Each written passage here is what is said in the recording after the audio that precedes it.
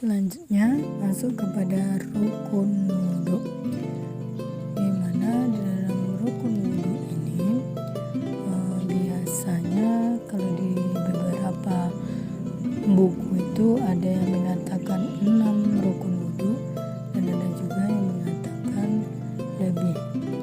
Di sini saya mengambil yang rukun wudhu itu termasuk kepada 10 rukun wudhu. Di sini rukun wudhu ini akan berpasangan langsung dengan tata cara berwudhunya langsung ya. Dimana yang pertama yaitu membaca niat wudhu. Dimana membaca niat wudhu ini termasuk kepada sunnah wudhu, karena niat ini kan bisa diniatkan sebelum dia berwudu, tetapi di sini saya mengambilnya pas mau berwudu. Di sini ya seperti biasa, niat seperti biasa. Nawaitu doa lirabbil alamin asgharil fadlillahi ta'ala. Yang artinya saya niat berwudu untuk menghilangkan hadas kecil fardu karena Allah Ta'ala. Karena wudu itu tadi adalah hadas kecil. Kemudian yang kedua yaitu membasuh telapak tangan sebanyak 3 kali hingga ke sela-sela jarinya.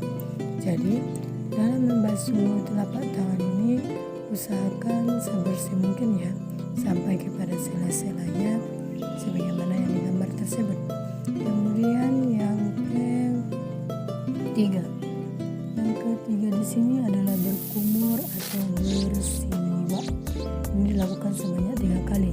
Berkumur di sini maksudnya ialah membersihkan mulut dari sisa makanan yang masih menempel.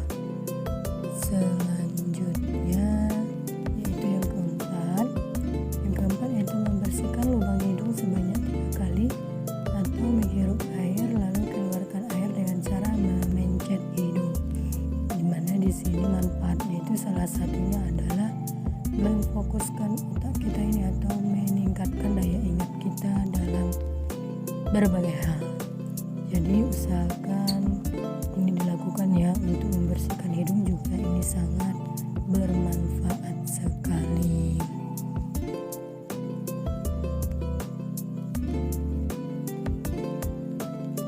Selanjutnya yaitu membasuh wajah mulai dari ujung kepala mengenai rambut hingga ke bawah dagu.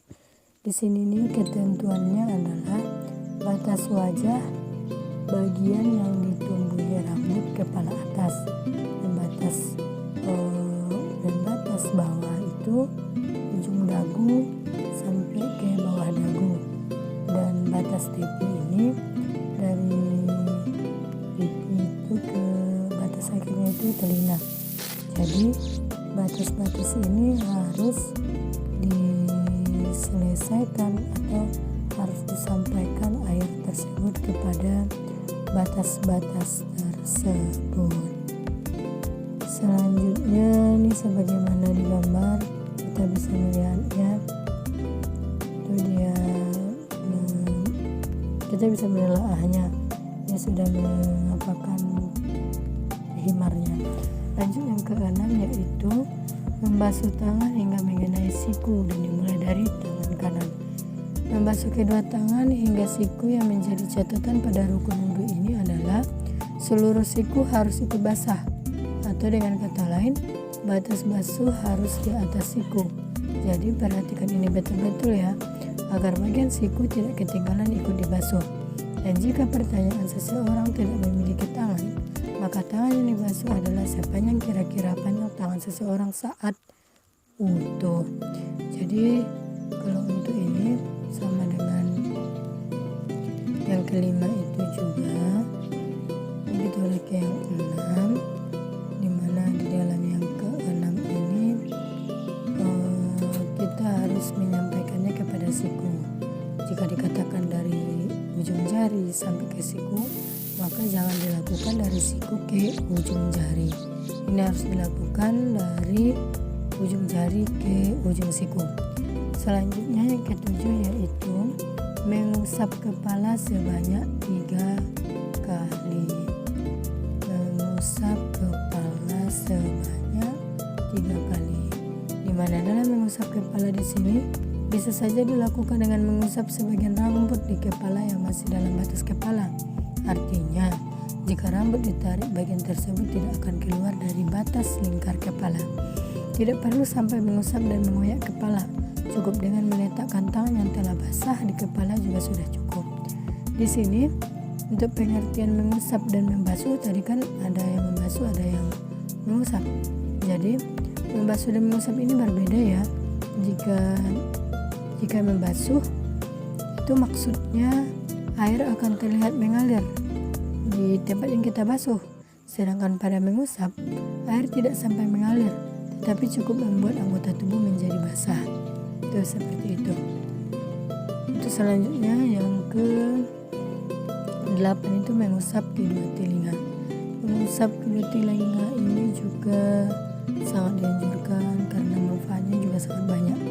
Cara mengusapnya itu dimulai dari bawah ke atas lagi ke bawah lagi itu boleh. Usahakan telinga kanan terlebih dahulu, baru ke telinga kiri. Mohon maaf jika video tidak bersambung dengan VN-nya ini ya, karena ya seperti itulah. Selanjutnya yang terakhir yaitu ini membasuh kaki sebanyak 3 kali hingga mengenai mata kaki, dimulai dari kaki kanan. Ini kita usahakan melalui kaki kanan terlebih dahulu ya, karena banyak sekali hal-hal yang susah diurutkan. Ini usahakan diurutkan dari kanan terlebih dahulu. Dalam ini ada pembahasan yang menarik terkait membasuh kaki ini, tetapi pembahasan ini tidak masuk kepada pembahasan yang saya bahas untuk saat sekarang ini. Kemudian yang terakhir yaitu tertib, dimana tertib ini adalah mengerjakan pekerjaan sesuai urutannya. Dengan begitu kita benar-benar harus hafal urutan rukun wudhu secara benar. Tidak boleh balik-balik sebab wudhu menjadi tidak sah jika sampai rukun-rukunnya dilakukan secara terbalik. Maka syarat syah dari wudhu ini, rukunnya ini harus diurutkan dari awal.